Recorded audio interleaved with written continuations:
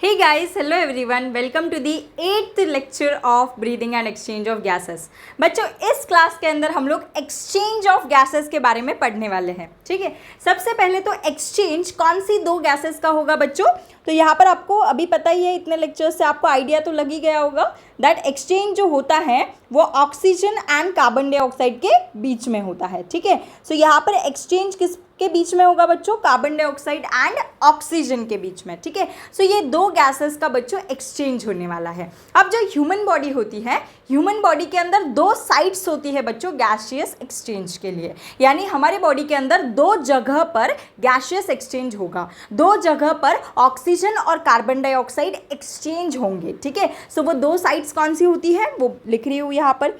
ठीक है, so human body have, क्या बताया बच्चों, human body have two sides of gaseous exchange. Human body के अंदर गैसियस एक्सचेंज की दो साइड्स प्रेजेंट होती है बच्चों। ठीक है, पहली साइड जो होती है बच्चों उसे बोला जाएगा प्राइमरी साइट, एंड जो दूसरी साइट होती है उसे बोला जाएगा बच्चों सेकेंडरी साइट। अब प्राइमरी यानी जो चीज़ पहले होती है, राइट। ठीक है, जैसे आप पहले प्राइमरी में होते हैं, उसके बाद आप हायर सेकेंडरी स्कूल में एंटर करते हो, right. So primary and secondary, इसका मतलब तो आप जनरल टर्म्स में जानते हो दैट प्राइमरी यानी जो चीज़ पहले आती हो एंड सेकेंडरी यानी जो चीज़ बाद में आती हो। तो यहाँ पर होता क्या है बच्चों, प्राइमरी साइट यानी जहाँ पर गैसियस एक्सचेंज पहले होगा उसे प्राइमरी साइट बोला जाएगा, या फिर जो गैसियस साइट पहले प्रेजेंट होती है उसे प्राइमरी गैसियस साइट बोला जाता है, प्राइमरी एक्सचेंज साइट बोला जाता है। एंड सेकेंडरी यानी जहाँ पर बाद में गैसियस एक्सचेंज हो, एंड जो साइट बाद में प्रेजेंट हो उसे क्या बोला जाएगा बच्चों, सेकेंडरी साइट। ठीक है, तो जो प्राइमरी साइट होती है बच्चों गैसियस एक्सचेंज की, that is alveoli. Alveoli primary site होता है गैसियस एक्सचेंज का। अब आपको तो पता ही है, हमने ह्यूमन रेस्पिरेटरी सिस्टम में एल्वियोलाई को डिटेल में डिस्कस किया था दैट जो लंग्स के अंदर जो छोटे छोटे बलून्स की तरह दिखने वाले स्ट्रक्चर्स होते हैं उसे एल्वियोलाई बोला जाता है, एंड यहीं पर गैसियस एक्सचेंज होता है। सो एल्वियोलाई आपकी पहली साइट है, प्राइमरी साइट है गैसियस एक्सचेंज की, एंड जो दूसरी साइट है बच्चों दैट इज टिश्यूज़। ठीक है, आपके बॉडी के अंदर जो टिश्यूज़ प्रेजेंट होते हैं, जो सेल्स के क्लस्टर से बनते हैं, ठीक है, वहाँ पर आपका सेकेंड टाइम गैसियस एक्सचेंज होता है, वो साइट बाद में प्रेजेंट होती है, that is the secondary site of gaseous exchange. So human body के अंदर दो साइट्स है बच्चों, पहली साइट है alveoli which is the primary site, and दूसरी साइट है tissue which is the secondary site. अब होता क्या है, जो गैसियस एक्सचेंज होता है वो एक्सचेंज करने के लिए यहाँ पर एल्वियोलाई प्लस ब्लड भी इंक्लूडेड होता है, यानी एल्वियोलाई एंड ब्लड के बीच में गैसियस एक्सचेंज होगा बच्चों। ठीक है, सो एल्वियोलाई एंड ब्लड के बीच में गैसियस एक्सचेंज होता है।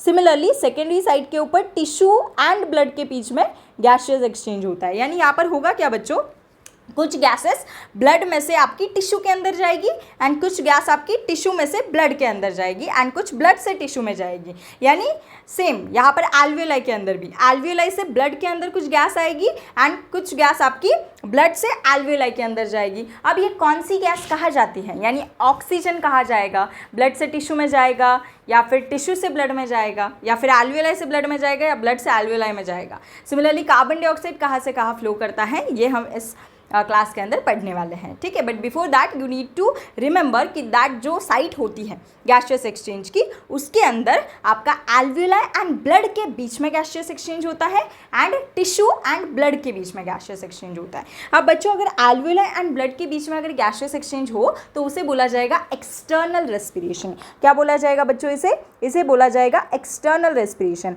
एंड अगर टिश्यूज़ एंड ब्लड के बीच में अगर गैसियस एक्सचेंज हो रहा हो देन उसे बोला जाएगा बच्चों इंटरनल रेस्पिरेशन। ठीक है, सो अभी तक मैंने आपको क्या बताया, हम एक्सचेंज ऑफ गैसेस पढ़ रहे हैं। कौन से दो गैसेस का एक्सचेंज होगा बच्चों, ऑक्सीजन एंड कार्बन डाइऑक्साइड। ठीक है, ह्यूमन बॉडी के अंदर दो साइट्स होती हैं, यानी दो प्लेसेस होती है जहाँ पर आपका गैसियस एक्सचेंज होगा। पहली place that is primary site है आपका एल्वियोलाई।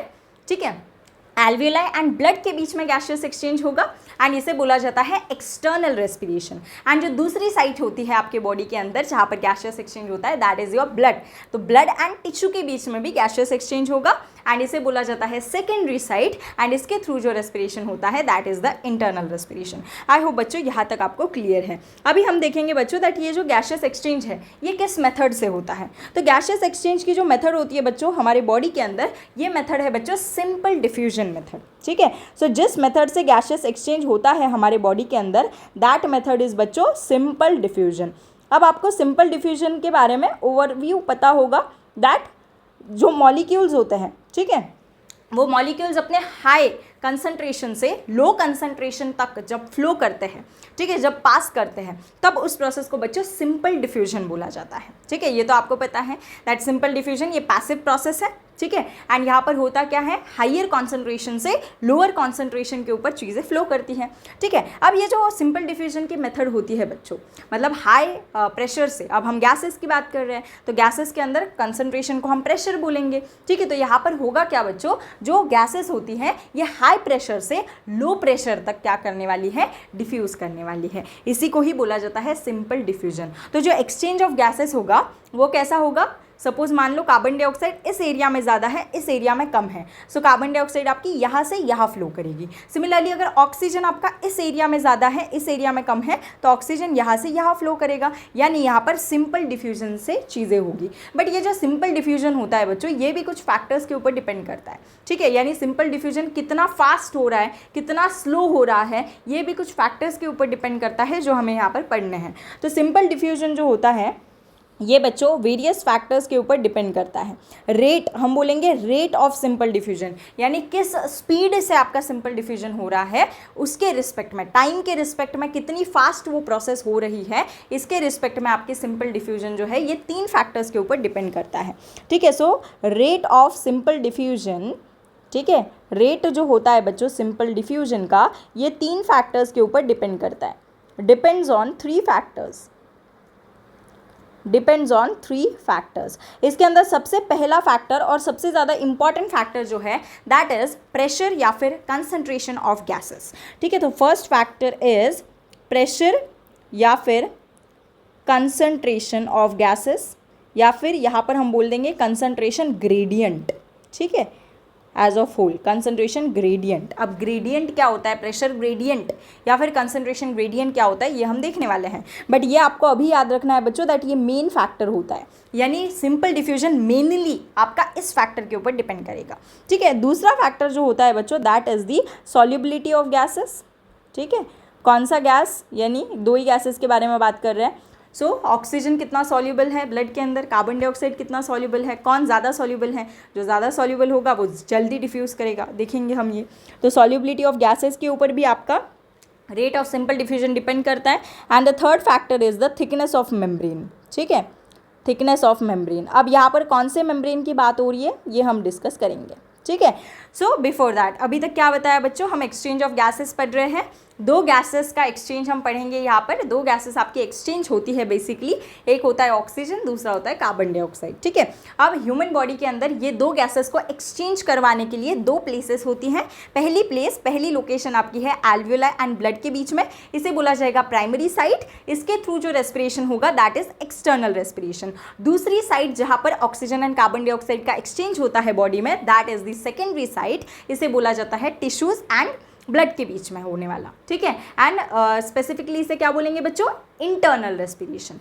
देन अगर मैं बात करूँ किस मेथड से हमारी गैसेस डिफ्यूज़ करती हैं, किस मेथड से हमारी गैसेस एक्सचेंज होती हैं, so that is simple diffusion method, यानी हाई कंसंट्रेशन से low concentration, that is high pressure से लो प्रेशर आपकी गैसेस मूव करेगी। सो यहाँ पर gases exchange simple diffusion method से होगा ह्यूमन बॉडी के अंदर। एंड जो रेट होता है, ठीक है, विथ रिस्पेक्ट टू टाइम कितनी फास्ट वो प्रोसेस हो रही है, इसे रेट बोला जाता है। So with respect to time कितनी फास्ट वो प्रोसेस हो रही है, तो टाइम के रिस्पेक्ट में सिंपल डिफ्यूजन कितना फास्ट होगा, कितना स्लो होगा, इसको बोला जाता है रेट। सो जो रेट है, स्पीड जो है सिंपल डिफ्यूजन की बच्चों, ये 3 फैक्टर्स के ऊपर डिपेंड करता है। पहला फैक्टर आपका है प्रेशर या फिर कंसंट्रेशन ग्रेडियंट, ये मेन फैक्टर है जिसके ऊपर सिंपल डिफ्यूजन का रेट डिपेंड करेगा। दूसरा फैक्टर है बच्चों सॉल्युबिलिटी ऑफ गैसेस, एंड तीसरा फैक्टर है थिकनेस ऑफ मेम्ब्रेन। तो अभी हम लोग क्या करेंगे, ये जो 3 फैक्टर्स है बच्चों, इसी को ही डिटेल में हम लोग डिस्कस करने वाले हैं, ठीक है। सो जो फर्स्ट फैक्टर है यहाँ पर दैट इज दी प्रेशर या फिर कंसंट्रेशन ग्रेडियंट। सो आइए स्टार्ट करते हैं वहीं से। प्रेशर और इसी को बोला जाता है कंसंट्रेशन ग्रेडियंट। ठीक है, सबसे पहले तो बच्चों ग्रेडियंट यानी क्या होता है, ये मेन फैक्टर होगा जो अफेक्ट करेगा सिंपल डिफ्यूजन के रेट को। ये तो मैंने यहाँ पर लिख दिया that it is the main factor. ठीक है, एंड ये आपके एसेसरी फैक्टर्स हो गए ये दो, जिसके ऊपर भी आपका सिंपल डिफ्यूजन का रेट डिपेंड करता है। अब बच्चों प्रेशर या फिर कंसंट्रेशन ग्रेडियंट, इसके अंदर होता क्या है, ग्रेडियंट क्या है स्टूडेंट्स। प्रेशर तो आपको पता है फोर्स अपॉन एरिया, ठीक है, दैट वो जो पर्टिकुलर गैस है वो कितना फोर्स एक्सर्ट करती है उस एरिया के रिस्पेक्ट में, उसे ही बोला जाता है pressure, it is force upon area. ठीक है, कंसंट्रेशन भी आपको पता है। ठीक है, अब ग्रेडियंट क्या है, तो बच्चों ग्रेडियंट यानी होता है डिफरेंस। ठीक है, सिंपली ग्रेडियंट यानी क्या होता है, डिफरेंस। जैसे अगर मान लो यहाँ पर प्रेशर, कोई एक कंटेनर मैंने आपको दे दिया, ठीक है, मान लो कोई एक कंटेनर मैंने आपको दे दिया। अब इस कंटेनर में मैं बोल रही हूँ दो गैसेस यहाँ पर हैं। अब जस्ट एक एग्जांपल, इसके अंदर फिजिक्स केमिस्ट्री मत घुसा देना ज़्यादा, ठीक है। मान लो यहाँ पर प्रेशर ज़्यादा है ऑक्सीजन का, एंड मान लो इस एरिया के अंदर जो प्रेशर है दैट इज़ कम। ठीक है, ये इमेजिनरी बाउंड्री अज्यूम कर लो, यहाँ पर प्रेशर कम है बच्चों। तो गैसेस का ये एक सिंपल रूल होता है, मैंने मैकेनिज्म्स ऑफ ब्रीदिंग में भी आपको बताया था, दैट गैस कहाँ से कहाँ फ्लो करेगी बच्चों, हाई प्रेशर से लो प्रेशर। सो यहाँ पर होगा क्या, ये गैस जो है, यहाँ पर गैस का प्रेशर हाई है, यहाँ पर गैस का प्रेशर लो है, तो ये यहाँ से यहाँ फ्लो करती है। कब तक फ्लो करेगी, जब तक यहाँ पर इक्विलिब्रियम नहीं अचीव होता तब तक। ठीक है, सो ये जो होता है ये डिफरेंस कि यहाँ पर ऑक्सीजन ज़्यादा है, यहाँ पर ऑक्सीजन कम है, ये जो डिफरेंस होता है ना बच्चों, कम ज़्यादा, इसी को ग्रेडियंट बोला जाता है। ठीक है, सिमिलरली आप कंसंट्रेशन के इसके अंदर भी बोल सकते हो कंसंट्रेशन टर्म्स में। जैसे अगर यहाँ पर ऑक्सीजन का कंसंट्रेशन ज़्यादा है, यहाँ पर कम है, इसका मतलब एक जगह ज़्यादा हो गया, एक जगह कम हो गया, तो यहाँ पर क्या है, डिफरेंस है। ठीक है, एक जगह ज़्यादा है, एक जगह कम है, सो इस डिफरेंस को ही ग्रेडियंट बोला जाता है। ठीक है, तो आई होप बच्चों ये आपको क्लियर है। तो हम प्रेशर या फिर कंसंट्रेशन ग्रेडियंट को डिस्कस कर रहे हैं, तो इसके अंदर ये समझने के लिए आपको सबसे पहले समझना होगा बच्चों पार्शियल प्रेशर का कॉन्सेप्ट। क्या समझना होगा आपको यहाँ पर, पार्शियल प्रेशर का कॉन्सेप्ट। ठीक है, अब अगर आपको पता है तो और अच्छा है। ठीक है, पार्शियल प्रेशर क्या होता है देखना, पार्शियल प्रेशर, अब नॉर्मली प्रेशर आपको पता है क्या होता है स्टूडेंट्स, फोर्स अपॉन एरिया होता है। अब पार्शियल प्रेशर की अगर बात आए तो पार्शियल प्रेशर यानी होता है दैट मिक्सचर ऑफ गैसेस। मान लो यहाँ पर मैंने एक कंटेनर बना दिया, एंड इस कंटेनर के अंदर बहुत सारी गैसेस है। मान लो यहाँ पर ऑक्सीजन है, कार्बन डाइऑक्साइड है, नाइट्रोजन है, कार्बन मोनोऑक्साइड है, ऐसी बहुत सारी गैसेस यहाँ पर है। ठीक है, अब क्या है बच्चों, ये पूरे कंटेनर के अंदर जितनी भी गैसेस है, अब इनको अज्यूम नहीं करना, हमें किसी भी एक गैस का प्रेशर हमें अज्यूम करना है। तो मान लो इतनी सारी गैसेस इस कंटेनर के अंदर हैं, बट अगर मैंने बोल दिया कि सिर्फ ऑक्सीजन का प्रेशर मुझे बताओ कितना है, ठीक है, तो उसे बोला जाता है बच्चों पार्शियल प्रेशर। अगर मैंने बोल दिया सिर्फ कार्बन डाइऑक्साइड गैस का प्रेशर मुझे बताओ, तो दैट इज आपका partial pressure of carbon dioxide. अगर मैंने बोल दिया सिर्फ कार्बन मोनोऑक्साइड का बताओ, यानी इतनी सारी गैसेस है उस कंटेनर में, मुझे उससे मतलब ही नहीं है, मुझे आप सिर्फ कार्बन मोनोऑक्साइड का प्रेशर बताओ कितना है। सो अगर मैं स्पेसिफिकली कार्बन मोनोऑक्साइड का पूछ रही हूँ तो that is known as partial pressure of carbon dioxide. अगर स्पेसिफिकली मैं नाइट्रोजन का पूछ रही हूँ तो that is partial pressure of nitrogen.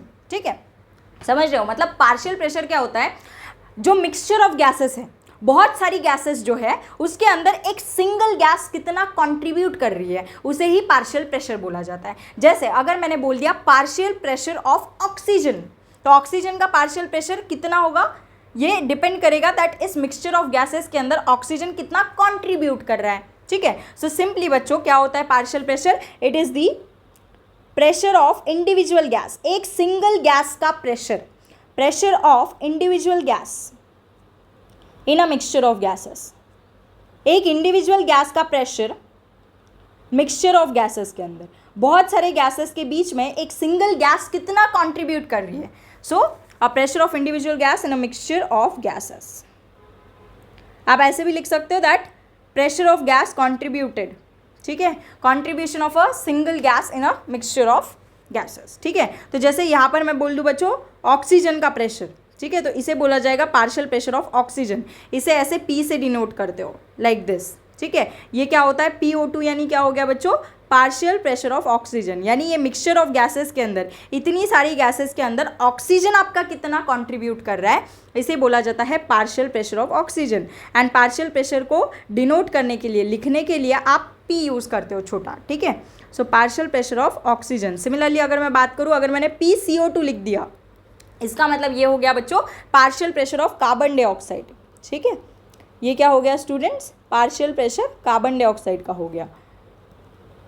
तो P आपका पार्शियल प्रेशर को डिनोट करता है, ठीक है। आई होप स्टूडेंट्स ये चीज़ आपको क्लियर हुई। अब होगा क्या, मान लो आपका एटमॉस्फेरिक प्रेशर कितना होता है, एटमॉस्फेयर का प्रेशर बच्चों आपका 760 mmHg होता है। तो अगर मैं लिख दूँ प्रेशर ऑफ एटमॉस्फेयर, ATM यानी एटमॉस्फेयर, ठीक है। सो मान लो एटमॉस्फेरिक प्रेशर आपका है बच्चों 760 mmHg, मान लो क्या होता है ये इतना, ठीक है। सो अब मुझे बताओ ये 760 mmHg लाने के लिए क्या होता है बच्चों, ये 760 mmHg जो एटमॉस्फेयर का प्रेशर है ये अपने आप आया क्या, नहीं। ऑब्वियसली एटमॉस्फेयर के अंदर बहुत सारी गैसेस होगी, वो गैसेस के कंट्रीब्यूशन से 760 का अमाउंट बनता है, ठीक है। जैसे एटमॉस्फेयर के अंदर आपका ऑक्सीजन कंट्रीब्यूट करेगी कुछ, तो ऑक्सीजन सिंगल गैस है जो कंट्रीब्यूट कर रही है मान लो, तो उसे हम क्या लिखेंगे, पार्शियल प्रेशर ऑफ ऑक्सीजन, ठीक है। प्लस आपका कुछ कार्बन डाइऑक्साइड कंट्रीब्यूट करेगा, उसे लिखा जाएगा partial pressure of carbon dioxide. Plus कुछ सबसे ज़्यादा आपके एटमॉस्फेयर में कौन कंट्रीब्यूट करती है, nitrogen, so partial pressure of nitrogen, ठीक है। सो ऐसे अलग अलग गैसेस का एंड सो ऑन, ऐसे अलग अलग गैसेस जो होती है बच्चों ये कंट्रीब्यूट करती है थोड़ा थोड़ा थोड़ा थोड़ा। मान लो यहाँ पर इसका 500 mmHg है, अब इतना अप्रॉक्स नहीं बता रही मैं, बट मान लो इसका नाइट्रोजन ज़्यादा है तो 500 mmHg है, तो इसका कुछ 50 होगा, ठीक है, इसका ज़्यादा होगा थोड़ा। तो ये ऐसे सारे गैसेस का पार्शियल प्रेशर मिलाकर ही एटमॉस्फेरिक प्रेशर बनता है। सो ये जो 760 की जो वैल्यू आती है ये इंडिविजुअल गैस जितना कंट्रीब्यूट करते हैं उनके मिक्सचर से आती है, ठीक है। सो आई होप बच्चों ये पार्शियल प्रेशर का कॉन्सेप्ट आपको क्लियर है, दैट पार्शियल प्रेशर यानी इंडिविजुअल गैस कितना कंट्रीब्यूट कर रही है मिक्सचर ऑफ गैसेस के अंदर, ठीक है, ठीक है। तो आई होप ये क्लियर है। अब आपको यहाँ पर एक रूल याद रखना है बच्चों, दैट आपकी जो एयर है ये हमेशा कहाँ से कहाँ मूव करेगी, air always moves from high partial pressure to low partial pressure. तो एयर आपकी हाई पार्शियल प्रेशर से लो पार्शियल प्रेशर तक मूव करेगी, ठीक है। आई होप आपको पार्शियल प्रेशर क्लियर है एंड आपकी एयर या फिर गैस बोल दो,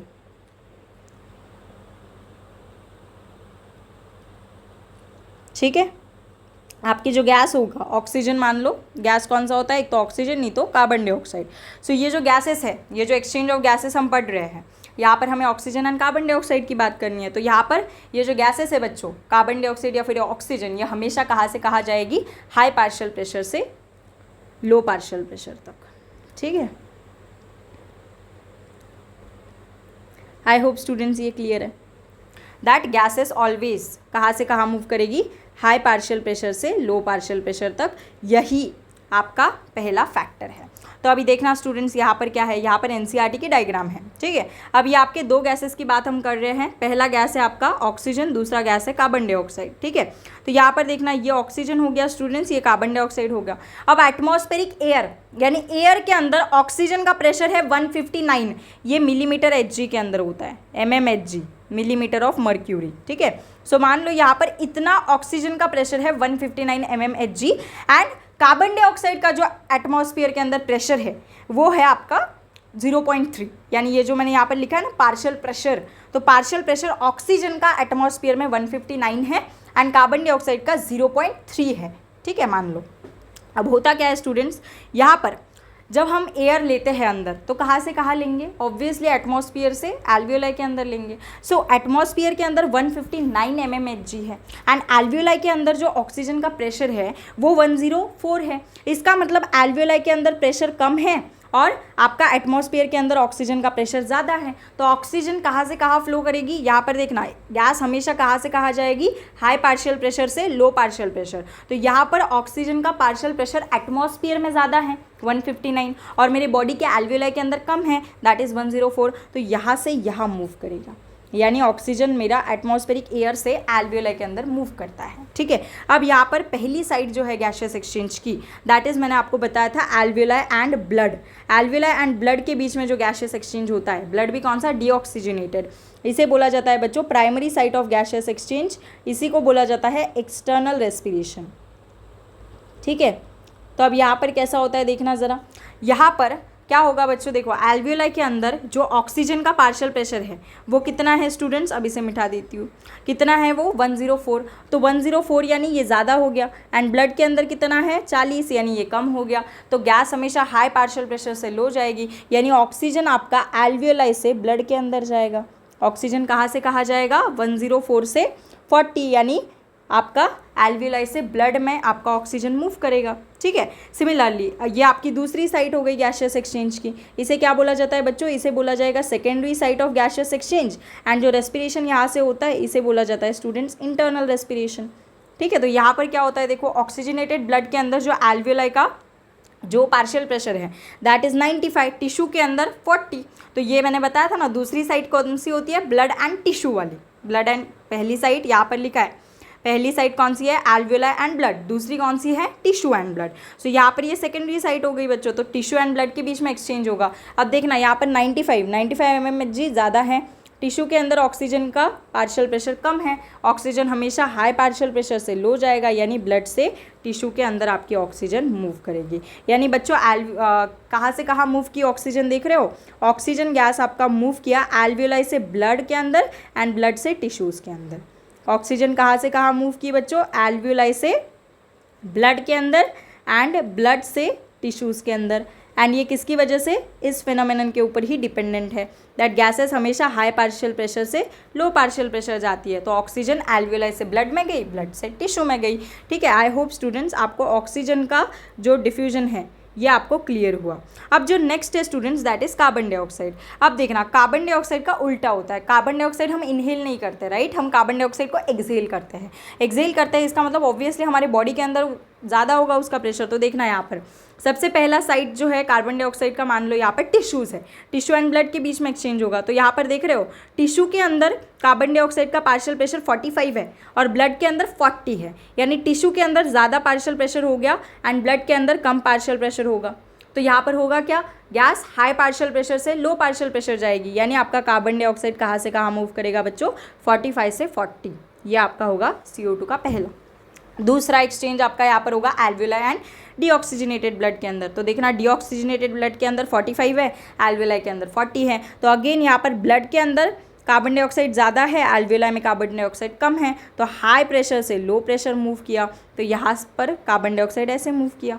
ठीक है, तो यहाँ पर होता क्या है, अगेन अब देखना बच्चों 40 है, 40 अंदर है एल्वियोलाई के, एटमॉस्फेरिक एयर में 0.3 है, यानी एटमॉस्फेरिक एयर में यहाँ पर कम हो गया, एंड यहाँ पर आपका एटमॉस्फेरिक एयर के कंपैरिजन में तो ज़्यादा है, तो 40 से बाहर मूव करेगा 0.3 के अंदर। तो यहाँ पर हुआ क्या बच्चों, ऑक्सीजन जैसे एल्वियोलाई से ब्लड, ब्लड से टिश्यू में गया, कार्बन डाइऑक्साइड टिश्यू से ब्लड में गया, ये देख रहे हो, एंड देन वापस ब्लड से आपका एल्वियोलाई के अंदर गया। ठीक है, सो ये उल्टा है। तो ऑक्सीजन आपका एल्वियोलाई से ब्लड और ब्लड से टिश्यूज़ में गया, वेयर एज कार्बन डाइऑक्साइड आपका टिश्यू से ब्लड एंड ब्लड से एल्वियोलाई के अंदर जाएगा, उल्टा है। ठीक है, एंड फिर एल्वियोलाई से ये बाहर चला जाएगा बॉडी के। आई होप स्टूडेंट्स ये क्लियर है। तो एंड हमें यही तो करना है, ऑक्सीजन को हमें बॉडी के सेल्स यानी टिश्यूज़ तक पहुंचाना है बाहर से, एंड कार्बन डाइऑक्साइड को हमें अंदर से बाहर पहुंचाना है। तो बाहर एल्वियोलाई तक चला गया, फिर एल्वियोलाई से लंग्स के थ्रू वो बाहर चला जाएगा, लंग्स फिर वो सिस्टम बताई थी मैंने आपको। तो ये यहाँ से एक्सचेंज हो गया। आई होप स्टूडेंट्स आपको पहला फैक्टर क्लियर है। यहाँ पर मैंने बस आपको इतना बताया दैट पार्शियल प्रेशर क्या होता है, that the mixture of gases के अंदर एक इंडिविजुअल गैस कितना कंट्रीब्यूट कर रही है उसे पार्शियल प्रेशर बोला जाता है। पार्शियल प्रेशर को आप P से डिनोट करते हो, तो पार्शियल प्रेशर ऑफ ऑक्सीजन हो गया PO2, partial pressure of carbon dioxide हो गया PCO2। अब यहाँ पर बच्चों एक रूल है दैट गैसेस हमेशा हाई पार्शियल प्रेशर से लो पार्शियल प्रेशर जाएगी। ठीक है, तो यहाँ पर देख रहे हो ये प्रेशर के अंदर डिफरेंस है, तो हमेशा यहाँ पर हाई टू लो, यानी ऑक्सीजन एल्वियोलाई से ब्लड, ब्लड से टिश्यू में जाएगा like this, and whereas जो कार्बन डाइऑक्साइड है ये टिश्यू से ब्लड एंड ब्लड से एल्वियोलाई के अंदर जाएगा एंड देन बाहर। यानी आपका जो कार्बन डाइऑक्साइड है ये भी हाई टू लो मूव कर रहा है, high partial pressure to low, and oxygen gas भी high partial pressure to low partial pressure move करती है। इसी प्रिंसिपल के ऊपर आपका पहला फैक्टर कंप्लीट हुआ। अब बच्चों यहाँ पर एक डायग्राम दे रखी है। अब इंस्पायर्ड एयर यानी जो एयर हम बॉडी के अंदर इंस्पायर कर रहे हैं, इनहेल कर रहे हैं। ठीक है, तो यहाँ पर देखना बच्चों इंस्पायर्ड एयर यानी जो हमने इनहेल की, इंस्पायर्ड एयर यानी जो हम इनहेल करते हैं उस एयर को हम इंस्पायर्ड एयर बोलते हैं। ठीक है। एंड एक्सपायर्ड एयर क्या होती है, जो एयर हम एक्सहेल करते हैं उसे हम एक्सपायर्ड एयर बोलते हैं, ठीक है, जो हम एक्सहेल करते हैं। अब देखना बच्चों यहाँ पर, एक सेकेंड,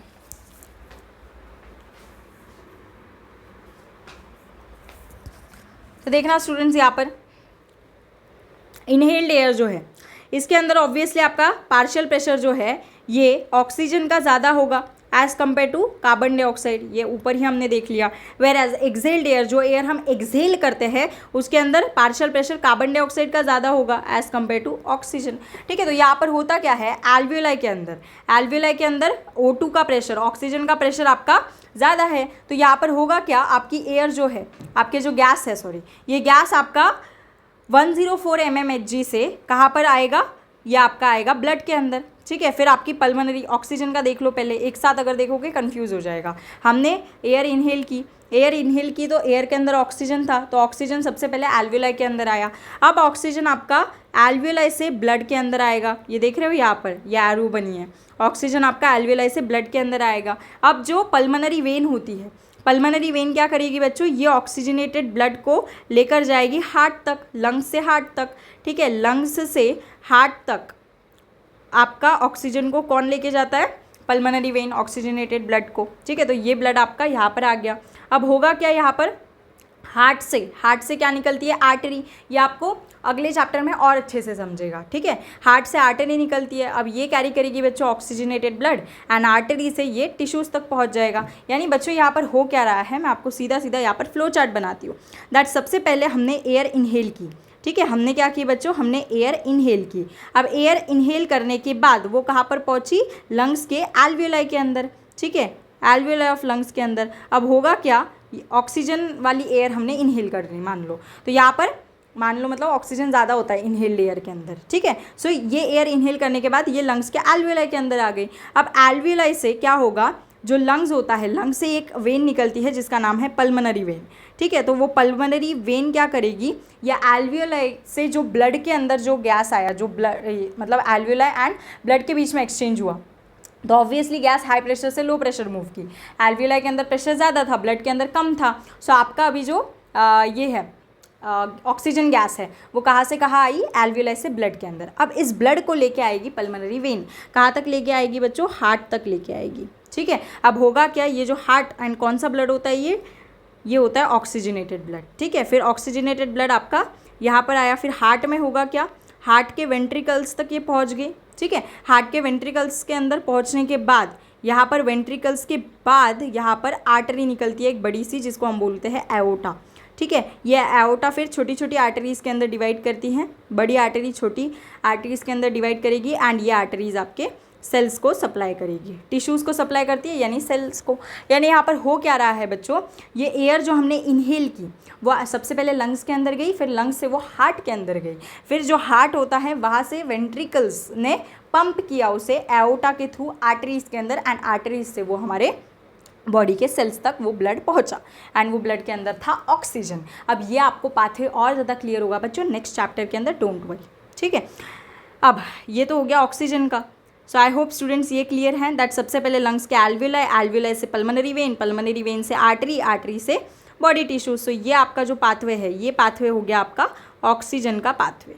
अब कार्बन डाइऑक्साइड का पाथवे कैसा होता है, तो कार्बन डाइऑक्साइड आपका जो सेल है, सेल ने ये कार्बन डाइऑक्साइड वेस्ट है, तो सेल्स ने वेस्ट बनाया कार्बन डाइऑक्साइड। अब कार्बन डाइऑक्साइड को यहाँ पर वेन्स ने क्या किया, एक्यूमुलेट किया, वेन्स के थ्रू डीऑक्सीजनेटेड ब्लड एक्यूमुलेट हुआ, फिर वो आपका हार्ट में पहुंचा, हार्ट के भी राइट साइड के, ठीक है, कौन से साइड के, राइट साइड के एओर्टा, फिर वेंट्रिकल के अंदर, उसके बाद फिर पल्मोनरी आर्टरी उसको लेके गई लंग्स तक, एंड लंग्स से फिर वो बाहर चला गया। यानी अगर मैं कार्बन डाइऑक्साइड की बात करूँ तो कार्बन डाइऑक्साइड को सबसे पहले सेल्स होते हैं बच्चों, हमारी बॉडी की सेल्स जो है ये इस डीऑक्सीजनेटेड ब्लड को, यानी कार्बन डाइऑक्साइड रिच ब्लड को डीऑक्सीजनेटेड ब्लड बोला जाता है, ये याद रखना यहाँ पर, डीऑक्सीजनेटेड ब्लड, और जो ऑक्सीजन रिच ब्लड होता है उसे ऑक्सीजनेटेड ब्लड बोला जाता है। ये इतना बेसिक तो आपको बच्चों पता होना चाहिए 9-10 के अकॉर्डिंग। तो यहाँ पर होगा क्या, सेल्स के अंदर से जो ऑक्सीजन है इसको वेन्स ने कलेक्ट किया, एंड ये वेन्स यहाँ पर इसे लेके गई कहाँ तक, हार्ट तक, हार्ट के भी राइट एओर्टा, या एओर्टा नहीं, राइट एट्रिया, ठीक है। उसके बाद राइट एट्रिया से ये कहाँ गई, राइट वेंट्रिकल में, मतलब हार्ट के पास। उसके बाद राइट वेंट्रिकल से ये कहाँ गई बच्चों, पल्मोनरी वेन के अंदर, पल्मोनरी आर्टरी के अंदर, सॉरी पल्मोनरी आर्टरी से कहाँ गई, ये क्या हो गया, यस पल्मोनरी आर्टरी के अंदर। पल्मोनरी आर्टरी से ये कहाँ गई बच्चों, लंग्स तक, एंड लंग्स से फिर ये बाहर, आउट, ठीक है। लंग्स के भी एल्वेलाई तक जाएगी एंड फिर ये बाहर निकल जाएगी। आई होप ये क्लियर है। इधर भी हार्ट का लेफ्ट वेंट्रिकल लिख दो। अब ये राइट लेफ्ट ये आपको अगर 10th क्लास से आता है तो आपको समझ रहा होगा, अगर नहीं आता है तो ये नेक्स्ट ऑब्वियसली नेक्स्ट लेक्चर के अंदर क्लियर होगा, ठीक है। सो ये डायग्राम जिसको समझ में आई, ऑब्वियसली जिसको हार्ट का बेसिक पता है उसको तो समझ में आ गई, ठीक है। जिनको नहीं पता बच्चों, हम डिस्कस करेंगे नेक्स्ट क्लास के अंदर, डोंट वरी। ये डायग्राम मैं फिर से लाऊंगी, ठीक है, क्योंकि यहाँ पर आपको ऑक्सीजनेटेड ब्लड क्या है, डीऑक्सीजनेटेड ब्लड क्या है, हार्ट का पाथवे कैसा होता है, ये समझना इंपॉर्टेंट है, तब जाके ये और क्लियर होगा, ठीक है। चलो नेक्स्ट हम डिस्कस कर रहे हैं बच्चों अभी दूसरा फैक्टर। सो पहला फैक्टर हमारा हो गया स्टूडेंट्स कॉन्सेंट्रेशन ग्रेडियंट या फिर प्रेशर ग्रेडियंट। दूसरा फैक्टर जो होता है that is students solubility of gases. Solubility of gases के ऊपर भी आपका रेट ऑफ डिफ्यूजन डिपेंड करता है, सॉल्युबिलिटी ऑफ गैसेस, ठीक है। अब सॉल्युबिलिटी ऑफ गैसेस हमें कहाँ पर देखनी है बच्चों, वाटर के अंदर नहीं, ब्लड के अंदर, ठीक है। सो कौन सी गैस ब्लड के अंदर कितनी सॉल्युबल है, ठीक है। तो जितनी सॉल्युबिलिटी ज़्यादा होगी, ठीक है, मैं यहाँ पर लिख रही हूँ, सॉल्युबिलिटी जितनी ज़्यादा होगी डिफ्यूजन उतना ज़्यादा रेट से होगा, यानी solubility is directly proportional to diffusion rate, ठीक है। Solubility of gas is directly proportional to diffusion rate, ठीक है। जिस गैस की सॉल्युबिलिटी जितनी ज़्यादा होगी उतना फास्टर रेट से डिफ्यूजन होगा। सो यहाँ पर लिख रही हूँ, सॉल्युबिलिटी ऑफ गैस जितना ज़्यादा होगा उतना ही रेट ऑफ डिफ्यूजन ज़्यादा होगा, मतलब उतना ही फास्टर रेट ऑफ डिफ्यूजन आपको देखने को मिलेगा। सॉल्युबिलिटी ऑफ गैस ज़्यादा है तो faster rate of diffusion, whereas simple diffusion भी बोल सकते हो या सिंपली डिफ्यूजन भी। एंड वेयर एज अगर सॉल्युबिलिटी कम रही, गैस अगर कम सॉल्युबल है बच्चों ब्लड के अंदर, तो सॉल्युबिलिटी ऑफ गैस अगर कम है तो यहाँ पर आपको स्लोअर रेट देखने को मिलेगा, तो it leads to slower rate of diffusion. I hope बच्चों ये क्लियर है। इसको फिक्स लॉ ऑफ डिफ्यूजन भी बोला जाता है, फिक्स, ठीक है, जिसके अंदर FICK, ठीक है, फिक्स लॉ ऑफ डिफ्यूजन, जिसके अंदर solubility is directly proportional to diffusion rate, ठीक है। अगर सॉल्युबिलिटी ऑफ गैस जितना ज़्यादा हाई है उतना फास्टर रेट होगा डिफ्यूजन का, एंड सॉल्युबिलिटी ऑफ गैस जितना कम है उतना स्लोअर रेट होगा बच्चों आपके डिफ्यूजन का। अब होता क्या है, यहाँ पर जो कार्बन डाइऑक्साइड गैस है बच्चों, ये ज़्यादा सॉल्युबल होती है एज़ कम्पेयर टू ऑक्सीजन, यानी जो सॉल्युबिलिटी है बच्चों ऑक्सीजन की, solubility of oxygen carbon dioxide is 20 to 25 times greater than oxygen. Solubility of carbon dioxide is 20 to 25 times faster, या फिर ज़्यादा बोल सकते हो, फास्टर मत बोलो। ऑब्वियसली अगर सॉल्युबिलिटी ऑफ गैस ज़्यादा है तो डिफ्यूजन फास्टर है, ऐसे बोलो, सॉल्युबिलिटी फास्ट यू कांट, बहुत ज़्यादा स्लिप ऑफ टंग हो रहा है। सो सॉल्युबिलिटी ऑफ कार्बन डाइऑक्साइड ये 20 to 25 टाइम्स ज़्यादा होती है बच्चों एज़ कम्पेयर टू ऑक्सीजन। यानी ऑब्वियसली अगर आपको एक सिचुएशन मैंने ऐसे दे दी कि दो गैसेस का पार्शियल प्रेशर सेम है, तो वहाँ पर तब ये फैक्टर आपका काम में आएगा, ठीक है। मान लो ऑक्सीजन का भी पार्शियल प्रेशर सेम है, कार्बन डाइऑक्साइड का भी पार्शियल प्रेशर सेम है, पर फिर भी कार्बन डाइऑक्साइड के ज़्यादा मॉलिक्यूल्स आपके एक्सचेंज हो पाएंगे, बिकॉज कार्बन डाइऑक्साइड का सॉल्युबिलिटी जो है दैट इज़ ज़्यादा एज कम्पेयर टू ऑक्सीजन, ठीक है। So CO2 is more soluble and कितना times, 20 to 25 times more soluble as compare to oxygen. यानी मान लो बच्चों मैंने आपको यहाँ पर एक एग्जांपल दे दिया दैट यहाँ पर आपकी गैसेस है, मान लो यहाँ पर कार्बन डाइऑक्साइड का पार्शियल प्रेशर मैंने 110 दे दिया एंड ऑक्सीजन का भी पार्शियल प्रेशर 110 दे दिया, एंड किसी दूसरे रीजन में यहाँ पर 10 है, यहाँ पर भी 10 है, तो यहाँ पर तो पार्शियल प्रेशर सेम हो गया, बट पार्शियल प्रेशर सेम अगर रहा तो भी आपके कार्बन डाइऑक्साइड जो है ये फास्टर रेट पर डिफ्यूज़ करेंगे एज़ कम्पेयर टू ऑक्सीजन। ऐसा क्यों? तो क्योंकि सॉल्युबिलिटी आपकी ज़्यादा होती है एज़ कम्पेयर टू ऑक्सीजन। किसकी सॉल्युबिलिटी? कार्बन डाइऑक्साइड की। तो यहाँ पर होगा क्या बच्चों, यहाँ पर कार्बन डाइऑक्साइड फास्टर रेट से डिफ्यूज़ करेगा as compare to oxygen. Partial pressure same है फिर भी, क्यों? बिकॉज सॉल्युबिलिटी ब्लड के अंदर CO2 ज़्यादा सॉल्युबल है एज़ कम्पेयर टू ऑक्सीजन। ये आपको याद रखना है। सॉल्युबिलिटी जनरली हम बोलते हैं ना सॉल्युबल है तो हमारे दिमाग में वाटर ही आ जाता है, बट वाटर के सॉल्युबिलिटी के साथ हम क्या करने वाले हैं, हमारे बॉडी के अंदर तो ब्लड है ना, ब्लड के अंदर वो गैसेस सॉल्युबल होनी चाहिए तभी वो इधर से उधर जा पाएगी। तो यहाँ पर सॉल्युबिलिटी हम विथ रिस्पेक्ट टू ब्लड देख रहे हैं बच्चों, ब्लड के रिस्पेक्ट में, ठीक है। तो carbon dioxide is more soluble in blood as compare to oxygen. चलो नेक्स्ट जो तीसरा फैक्टर है बच्चों, that is the thickness of membrane. अब कौन से मेम्ब्रेन की बात हो रही है बच्चों, यहाँ पर रेस्पिरेटरी मेम्ब्रेन की बात हो रही है। Thickness of membrane, and membrane भी कौन सी बच्चों, respiratory membrane. So thickness of membrane के अंदर हम मेम्ब्रेन कौन सी देख रहे हैं, रेस्पिरेटरी मेम्ब्रेन। इसी को बच्चों एक्सचेंज मेम्ब्रेन बोला जाता है, रेस्पिरेटरी मेम्ब्रेन, इसी को बोल देंगे एक्सचेंज मेम्ब्रेन, ठीक है। या इसी को हम क्या बोल सकते हैं, डिफ्यूजन मेम्ब्रेन या डिफ्यूजन बाउंड्री, ठीक है। तो इसकी थिकनेस हम देख रहे हैं, यानी जो हमने साइड्स देखी गैसियस एक्सचेंज की दो, तो वहाँ पर जो डिफ्यूजन की जो बाउंड्री है वो डिफ्यूजन की बाउंड्री की थिकनेस क्या है। अब मुझे आप चीज़ एक बताओ, दैट अगर मोटी वॉल है तो ऑब्वियसली यहाँ से यहाँ चीज़ें पास होने में बहुत ज़्यादा दिक्कत आ जाएगी, वेयर एज अगर पतली वॉल है तो इजीली चीज़ें पास हो पाएगी। यानी यहाँ पर होता क्या है बच्चों, थिकनेस कम होनी चाहिए। जितनी कम थिकनेस होगी उतना ज़्यादा डिफ्यूजन फास्टर होगा, एंड जितनी ज़्यादा थिकनेस होगी उतना ज़्यादा डिफ्यूजन आपका कम रेट से होगा। तो बच्चों यहाँ पर होगा क्या, जो थिकनेस होता है, thickness is inversely proportional to diffusion, ऐसा लिख सकते हैं, ठीक है। तो यहाँ पर होगा क्या, अगर थिकनेस ज़्यादा है तो डिफ्यूजन का रेट कम हो जाएगा, ठीक है। क्या होता है बच्चों, अगर थिकनेस ज़्यादा है रेस्पिरेटरी मेम्ब्रेन का, थिकनेस अगर ज़्यादा है तो डिफ्यूजन स्लो होगा बच्चों, कम रेट से होगा। वेयर एज अगर आपका थिकनेस कम है, जितनी कम आपकी थिकनेस रहेगी उतना फास्टर आपका डिफ्यूजन यहाँ पर होगा। तो थिकनेस अगर कम है तो डिफ्यूजन ज़्यादा। तो यहाँ पर जो रेस्पिरेटरी मेम्ब्रेन या फिर एक्सचेंज मेम्ब्रेन है बच्चों, या फिर डिफ्यूजन मेम्ब्रेन है, इसकी थिकनेस होती है लेस दैन 1 मिलीमीटर। कितनी होती है, लेस दैन 1 मिलीमीटर, मतलब बहुत कम हो गई, लेस दैन 1 मिलीमीटर, ठीक है। यानी ये यहाँ पर क्या होगा, ये सिंपल डिफ्यूजन को फेवर करेगा, क्योंकि थिकनेस लेस दैन 1 मिलीमीटर है, मतलब बहुत कम थिकनेस है, एंड कम थिकनेस है, इसका मतलब ऑब्वियसली डिफ्यूजन कैसा होगा बच्चों, यहाँ पर फास्टर डिफ्यूजन होगा। अब रेस्पिरेटरी मेम्ब्रेन होती कौन सी है, तो ये होती है बच्चों रेस्पिरेटरी मेम्ब्रेन, एक्सचेंज मेम्ब्रेन या फिर डिफ्यूजन मेम्ब्रेन, जहाँ पर आपका एक्चुअल में डिफ्यूजन हो रहा है। ये बच्चों 3 चीज़ों से बनती है। ये जो रेस्पिरेटरी या फिर एक्सचेंज या फिर डिफ्यूजन मेम्ब्रेन है बच्चों, ये आपकी 3 चीज़ों से बनती है। यहाँ पर लेती हूँ इसे, एक सेकेंड, यस, 3 चीज़ों से आपकी ये मेम्ब्रेन बनती है।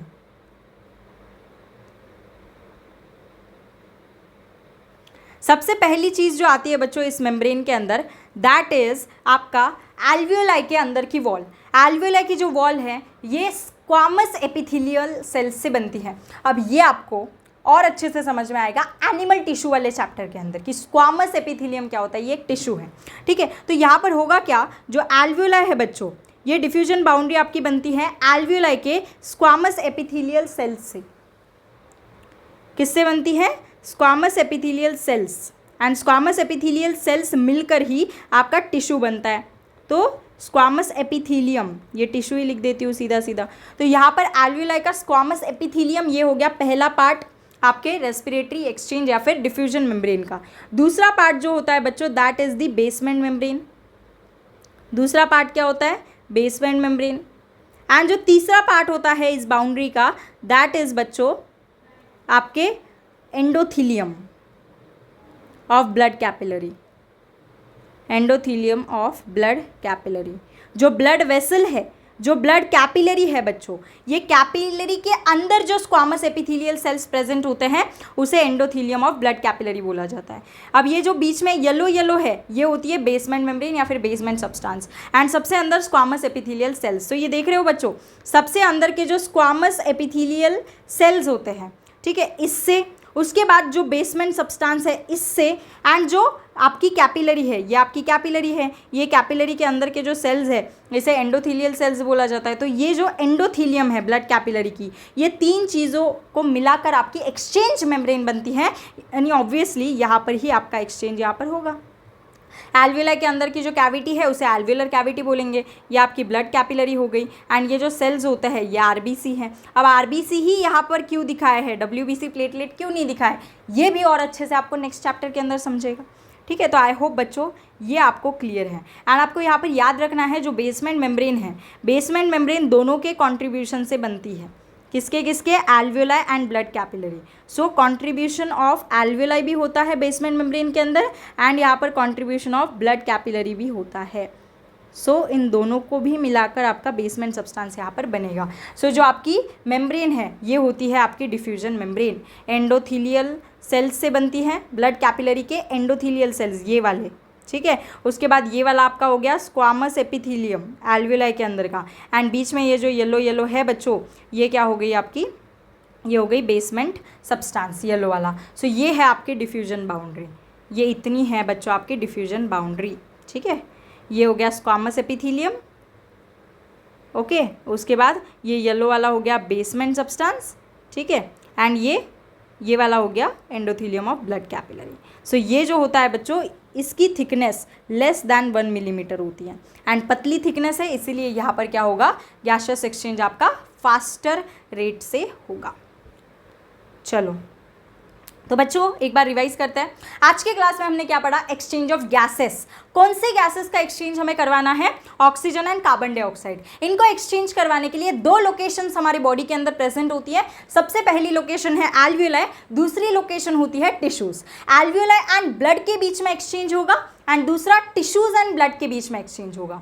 एल्वियोलाई एंड ब्लड के बीच में अगर एक्सचेंज है तो उसे बोला जाता है एक्सटर्नल रेस्पिरेशन, एंड अगर ब्लड एंड टिश्यूज के बीच में एक्सचेंज हो रहा है तो उसे बोला जाता है internal respiration. More over alveoli primary site होती है गैसियस एक्सचेंज की, पहले आने वाली, एंड टिश्यूज सेकेंडरी साइट होती है गैसियस एक्सचेंज की, बाद में आने वाली।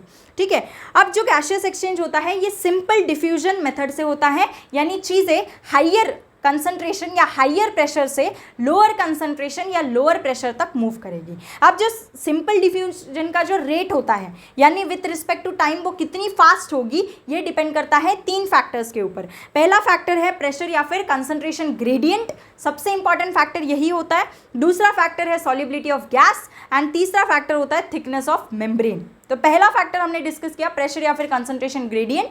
यहाँ पर कॉन्सेप्ट पढ़ना होता है पार्शियल प्रेशर का।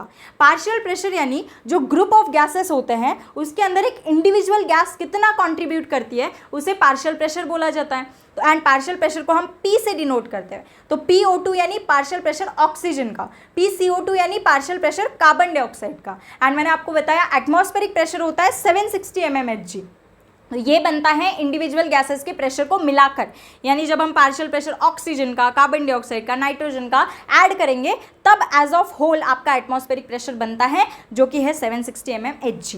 यहाँ पर एक रूल होता है दैट गैसेस हमेशा हाई पार्शियल प्रेशर से लो पार्शियल प्रेशर मूव करेगी, यानी आपका ऑक्सीजन हो या कार्बन डाइऑक्साइड हो ये हमेशा हाई पार्शियल प्रेशर से लो पार्शियल प्रेशर तक मूव करेंगे। इसीलिए यहाँ पर देखना एल्वियोलाई से ब्लड के अंदर ऑक्सीजन मूव किया, ब्लड से टिश्यूज के अंदर ऑक्सीजन मूव किया। क्यों? बिकॉज यहाँ पर उनका पार्शियल प्रेशर ज़्यादा है, यहाँ पर उनका पार्शियल प्रेशर कम है। तो हमेशा high to low, high to low. Similarly carbon dioxide आपकी हाई पार्शियल प्रेशर से low partial pressure, high partial pressure से लो पार्शियल प्रेशर, यानी टिश्यूज से ब्लड के अंदर एंड ब्लड से एल्वियोलाई के अंदर मूव करता है। तो ये हो गया हमारा पहला फैक्टर। फिर हमने ये डायग्राम डिस्कस की जो कि आपको और ज़्यादा क्लियर होगी नेक्स्ट चैप्टर पढ़ने के बाद। उसके बाद नेक्स्ट जो फैक्टर है second factor that is solubility of gas. मान लो पार्शियल प्रेशर सेम है तभी सॉल्युबिलिटी ऑफ गैस जो होता है ये इंपॉर्टेंट फैक्टर प्ले करता है। जैसे सॉल्युबिलिटी ऑफ गैस ये डायरेक्टली प्रोपोर्शनल होता है डिफ्यूजन, सिंपल डिफ्यूजन मेथड से। अगर मान लो कोई गैस ज़्यादा सॉल्यूबल है इसका मतलब डिफ्यूजन जो है वो ज़्यादा होगा, अगर कोई गैस कम सॉल्यूबल है तो डिफ्यूजन स्लोअर होगा, कम रेट से होगा। ठीक है। एंड हम सॉल्युबिलिटी किस रिस्पेक्ट में बात कर रहे हैं, ब्लड के रिस्पेक्ट में। सो ब्लड के अंदर जो गैस ज़्यादा सॉल्युबल है उसका डिफ्यूजन ज़्यादा होगा, एंड ब्लड के अंदर जो गैस कम सॉल्युबल है उसका डिफ्यूजन कम होगा। तो ब्लड के अंदर आपका कार्बन डाइऑक्साइड ज़्यादा सॉल्युबल होता है एज कंपेयर टू ऑक्सीजन। कितने टाइम्स, 20 to 25 टाइम्स, यानी CO2 is more soluble in blood as compare to oxygen, ठीक है। एंड कितने टाइम्स, 20 to 25 टाइम्स। इसका मतलब अगर हमने ऑक्सीजन एंड कार्बन डाइऑक्साइड का पार्शियल प्रेशर सेम भी मान लिया, तब भी आपके CO2 के ज़्यादा मॉलिक्यूल्स यहाँ से डिफ्यूज़ करेंगे ज़्यादा फास्टर रेट से। क्यों? बिकॉज CO2 का पार्शियल प्रेशर ज़्यादा है। लास्ट फैक्टर जो होता है that is thickness of membrane, inversely proportional यहाँ पर होता है।